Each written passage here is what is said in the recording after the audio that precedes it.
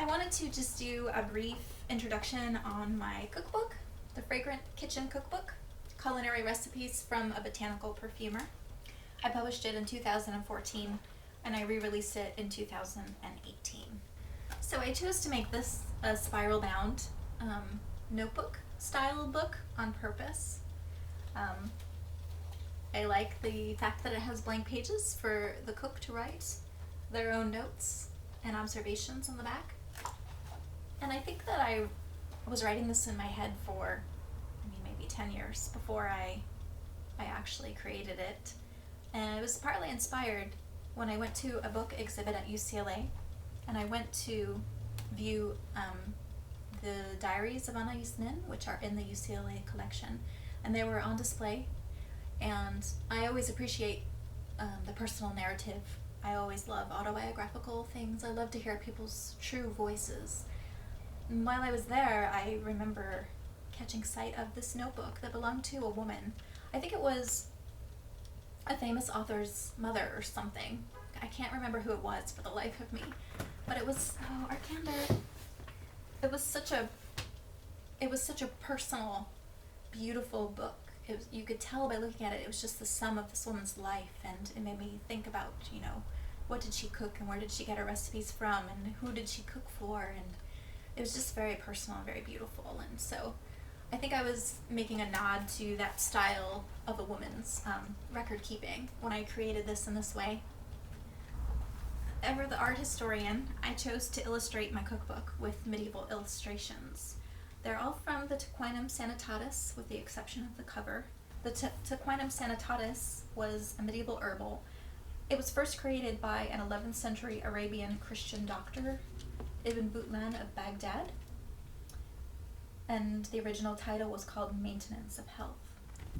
His work was largely inspired by the ancient Greeks, specifically the forefather of illustrated herbals, Pedanius Dioscorides.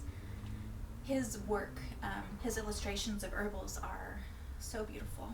They're among my favorites. So I have several chapters in the beginning of the cookbook. It's edible flowers, by aromatic fruit, aromatic herbs, aromatic hydrosols and floral waters, aromatic liqueurs and alcohol, aromatic cooking oils, aromatic fungi, roots and vegetables, spices, tea, and then kitchen tools. And then after that comes the aromatic recipes.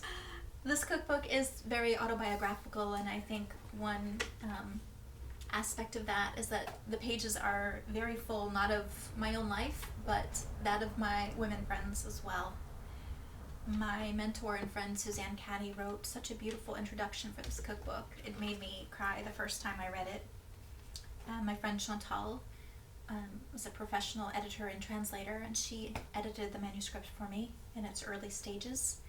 And I have many other friends who experimented with my recipes in the early stages and tested them and made sure the increments were correct for everything. And so it's very much a group effort, I feel. And furthering the idea of the group effort, in the back I have a very rich resources section, and I list some of the more artisanal plant ladies that I know and love, and whose creations I value and order often, so you can benefit from their work as well. And there's a rich resources section too for ordering aromatic ingredients for cooking, and supplies, and books, and my favorite cookbooks, and I tried to make it as informative as possible. Okay. So the 2018 version of my cookbook is available on my website.